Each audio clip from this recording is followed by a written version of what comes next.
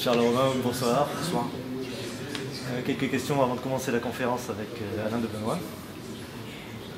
Pensez-vous qu'il faudrait, pour clarifier toute lecture du paysage politique français, abandonner le clivage gauche-droite et préférer un clivage libéral-antilibéral?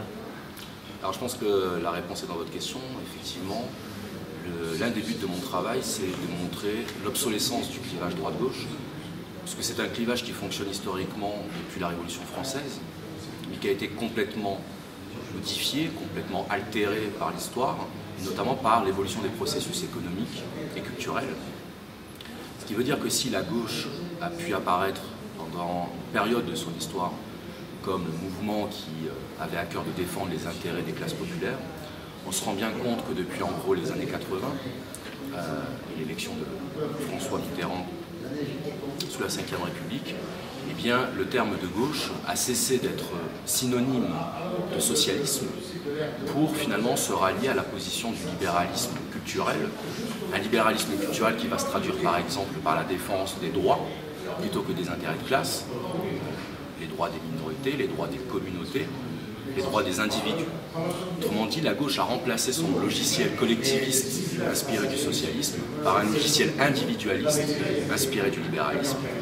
Et ce que j'essaie de montrer, c'est que ce paradigme individualiste, eh bien, il est parfaitement complémentaire de la logique libérale économique, qui, elle, est plutôt incarnée par la droite, ce qui veut bien dire que le clivage droite-gauche n'a plus de signification et de portée réelle.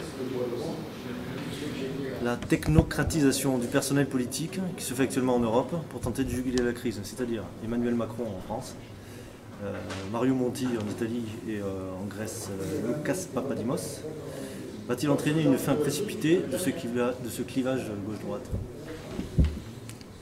Au contraire, je pense que la technocratisation du discours politique et du discours économique s'inscrit parfaitement dans cette logique de libéralisation, puisque le libéralisme, à son origine, prétend résoudre la question politique et la question des relations des hommes sur le modèle mathématique, sur le modèle scientifique, c'est-à-dire sur le modèle positiviste, en fait, hérité du positivisme du XIXe siècle, dans lequel on considère que les relations humaines peuvent être comparées à des relations de type mathématique.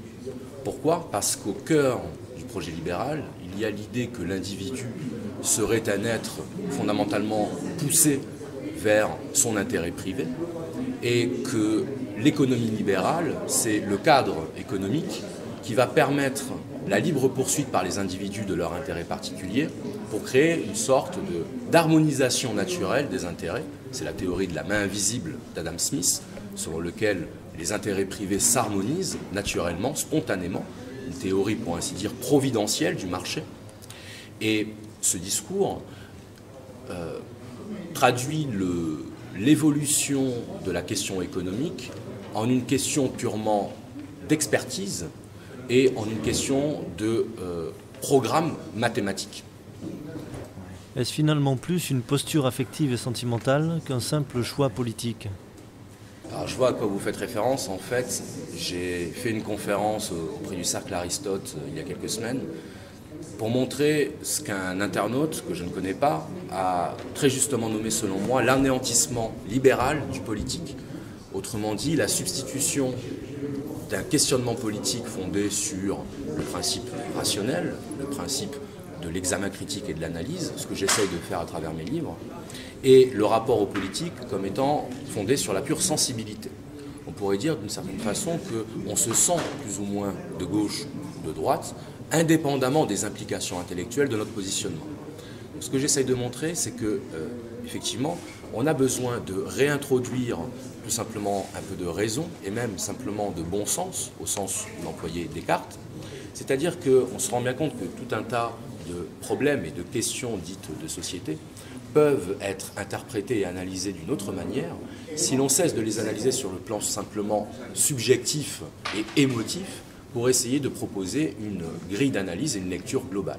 C'est ce que j'essaie de faire et je pense qu'effectivement c'est peut-être le premier pas vers la sortie de cette forme de domination qui est d'abord la domination par les pulsions, ce que j'essaye de mettre en avant également, qui coupe, qui interrompt, qui sape les conditions d'une réflexion politique sérieuse et rigoureuse. On considère traditionnellement dans les études politiques que la date de la naissance du clivage droite-gauche est née lors du vote sur le veto du roi en 1789.